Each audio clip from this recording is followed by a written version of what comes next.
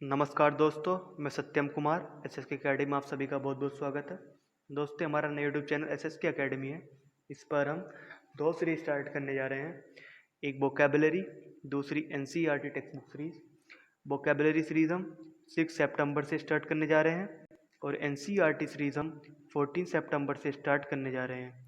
देखिए, वोकैबुलरी में idiom phrases, one word substitution, antonym, synonyms cover करेंगे। एनसीईआरटी 6 to 12 कवर करेंगे, ऑल एनसीईआरटी। इस वीडियो में हम आपको थोड़ी बेसिक जानकारी दे देते हैं कि एनसीईआरटी क्या है, उसका हेड क्वार्टर क्या है, उसका एस्टेब्लिशमेंट कब हुआ, antonym, सिनोनियम, one word substitution, idiom phrases, इनकी डेफिनेशन क्या है, वोकैबुलरी को कैसे डिफाइन करेंगे, इन सब के बारे में थोड़ी बेसिक जानकारी देते हैं। तो आइए आगे बढ़ते हैं। दोस्तों, जैसे मैंने कि कहा कि किसी चीज़ को पढ़ने से पहले उसके बारे में बेसिक नॉलेज होना बहुत जरूरी होता है। जैसे कि अगर हम वोकैबुलरी पढ़ने जा रहे हैं तो हमको ये पता होना चाहिए व्हाट इज वोकैबुलरी। अगर हम एंटोनिम सिनोनिम पढ़ रहे हैं तो हमको ये भी पता होना चाहिए what is antonym and what is synonym. अगर हम वन वर्ड सब्स्टिट्यूशन या इडियम फ्रेजेस पढ़ रहे हैं तो हमको ये भी पता होना चाहिए what is one word substitution, what is idiom phrases. तो इन सब के बारे में हम थोड़ी चर्चा करते हैं और आइए जानते हैं। हम वोकैबुलरी के बारे में पढ़ते हैं पहले। तो what is vocabulary? Vocabulary is a set of words and phrases used in a particular language. अपनी लैंग्वेज में जिन वर्ड्स या फ्रेजेस का हम यूज करते हैं उन्हीं के समूह को वोकैबुलरी कहा जाता है। वोकैबुलरी को हम व्यक्ति या व्यक्ति के समूह से भी समझ सकते हैं, डिफाइन कर सकते हैं। अगर डिफाइन करना चाहें इनसे, व्यक्ति या व्यक्तियों के समूह से, तो ऐसे डिफाइन करेंगे, vocabulary is a set of familiar words and phrases by a person और a group of person in their language is called vocabulary. देखिए, वर्ड्स जो हैं वो मोर देन मिलियंस वर्ड हैं, तो उनमें से कुछ ही वर्ड्स वोकैब का निर्माण करते हैं जिनका यूज हम मूवी, अपने कन्वर्सेशन में और न्यूज़पेपर में यूज होता है, और इन्हीं में से कॉम्पिटिटिव एग्जाम में से क्वेश्चन पूछे जाते हैं। तो ही आगे चलते हुए अब हम एंटोनिम्स के बारे में जानते हैं। What is antonyms? एंटोनिम्स की हम डेफिनेशन देखें तो a word that means the opposite of another words. एक वर्ड जिसका अर्थ दूसरे वर्ड के विपरीत हो उसको हिंदी में हम विलोम शब्द कहते हैं और इंग्लिश में एंटोनिम्स कहते हैं। अगर हम सिनोनिम्स के बारे में पढ़ें तो अ वर्ड और phrases that has the same meaning as another word और phrases in the same language. Means एक वर्ड या फ्रेजेस जिसका एक ही अर्थ हो उनको सिनोनिम्स कहते हैं, और हिंदी में पर्यायवाची शब्द कहा जाता है। ऐसे ही अगर हम आगे चलें तो हम वन वर्ड सब्स्टिट्यूशन के बारे में बात करें तो a sentence has to be replaced with a single word. एक सेंटेंस को एक वर्ड से बदलना ही वन वर्ड सब्स्टिट्यूशन कहलाता है। देखिए, one word substitution integral part है वोकैबुलरी का। अगर हमारी वोकैब अच्छी होगी तो हम वन वर्ड सब्स्टिट्यूशन अच्छे से सॉल्व कर पाएंगे। तो इसलिए वोकैब की समझ होना बहुत जरूरी है। आगे चलकर हम इडियम फ्रेजेस की बात करें। Idiom doesn't means exactly what the word से। देखिए, ये हमने इनके बारे में बेसिक समझा। अब हम आपको बता देते कि इंग्लिश का लेक्चर आपको कैसे मिलेगा। देखिए, इंग्लिश का लेक्चर डेली इवनिंग में 6 o'clock आपको वीडियो मिलेगी जिसमें 5 antonym, 5 सिनोनियम, 5 one word substitution, 5 idiom phrases, total 20, जिसमें वीकली रिवीजन होगा। देख, किसी चीज़ को पढ़ लेते हैं तो उसके बाद रिवीजन होना बहुत ज़रूरी होता है। तो इसलिए मैंने सोचा कि क्यों ना वीकली रिवीजन कर लिया जाए। तो जितना हम पढ़ लेंगे वीकली रिवाइज कर लेंगे तो और अच्छे से याद हो जाएगा। देखिए, मैं आपको बताता हूँ कि जब मैं आपको वीडियो दूंगा तो आपको कैसे पढ़ना है। देखिए, जैसे कि मैंने एक शब्द बोला अबेंडन, मतलब त्यागना। तो उस वर्ड को आपको 10 10 टाइम तो दोहराना ही है, मतलब रिपीट करना है।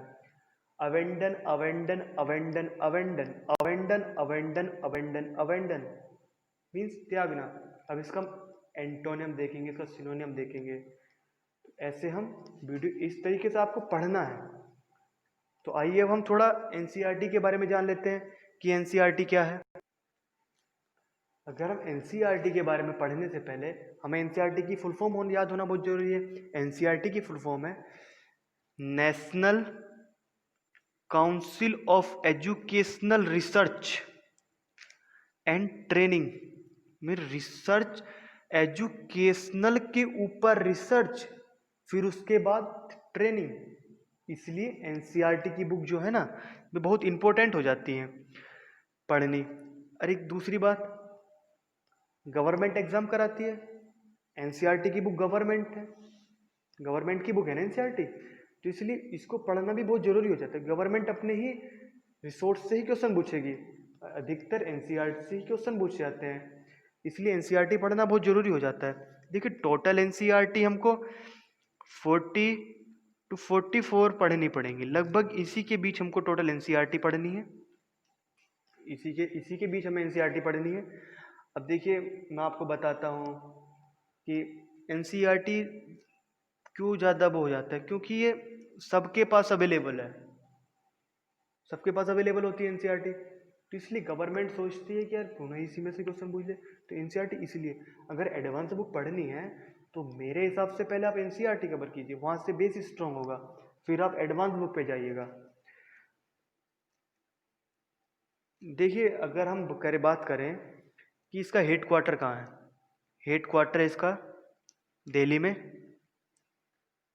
और इसका इस्टेब्लिशमेंट हुआ था सितंबर 1961 को।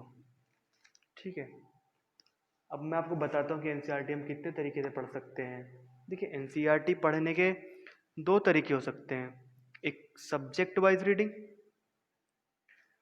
और दूसरा हो सकता है class wise reading. Subject wise reading और क्लास वाइज रीडिंग, मेरे हिसाब से सब्जेक्ट वाइज रीडिंग पढ़ना अच्छा है, क्योंकि मान लो मैं साइंस साइड का स्टूडेंट नहीं रहा, मैं साइंस की इस किताब पढ़ूंगा, तो मैं साइंस की, मान लो साइंस की किताब उठाई मैंने 6th क्लास की, तो मैं 6th क्लास थोड़ी नॉलेज लूँगा, फिर मैं 7th पे जाऊँगा तो 7th थोड़ी नॉलेज लूँगा, फिर मैं 8th पे, तो मैं एक सीढ़ी दर सीढ़ी चढ़ता जाऊँगा। पहले 6th पढ़ी, फिर 7th, फिर 8th, 9th, फिर 10th, फिर 12th, 11th, फिर 12th पढ़ूंगा, तो मैं एक अच्छे से पढ़ पाऊंगा। अगर यदि मैं क्लास वाइज रीडिंग करता हूँ तो उसमें क्या होगा, मान लीजिए कि हम क्लास वाइज अगर रीडिंग करते हैं तो क्लास वाइज रीडिंग कैसे होगी, हम पहले हिस्ट्री की बुक उठाएंगे, फिर हम ज्योग्राफी उठाएंगे, फिर हम पॉलिटी क्लास 6th की, फिर हम ऐसे क्लास 7th की उठाएंगे, फिर क्लास 8th की, फिर क्लास 9th, फिर क्लास 10th, फिर क्लास 11th, फिर क्लास 12th की उठाएंगे। तो एक इससे ये बेटर रीडिंग नहीं होगी।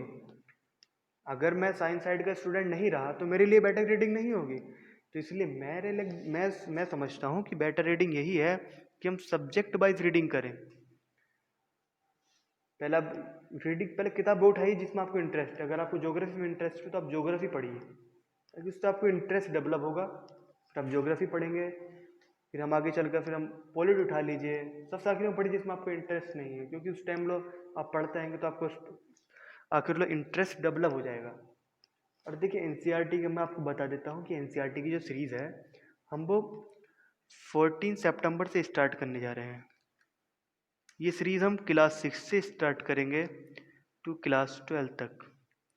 ये सीरीज़ हम सब्जेक्ट वाइज चलाएंगे, पहले हम ज्योग्राफी उठाएंगे, फिर हम पॉलिटी उठाएंगे, फिर हिस्ट्री उठाएंगे, फिर इकोनॉमिक उठाएंगे, फिर साइंस उठाएंगे। अगर हम बात करते हैं मैथ की, देखिए अगर मैं मैथ की बात करते हैं हम, तो मैथ में अभी हम लगभग 1 या 2 महीने बाद मैथ की सीरीज स्टार्ट करेंगे। 1 या 2 महीने बाद हम मैथ की सीरीज स्टार्ट करेंगे। बाकी सीरीज हम स्टार्ट कर चुकेंगे। तो मैं आशा करता हूँ आप सभी को वीडियो बहुत अच्छा लगा होगा, कुछ समझ में भी आया होगा।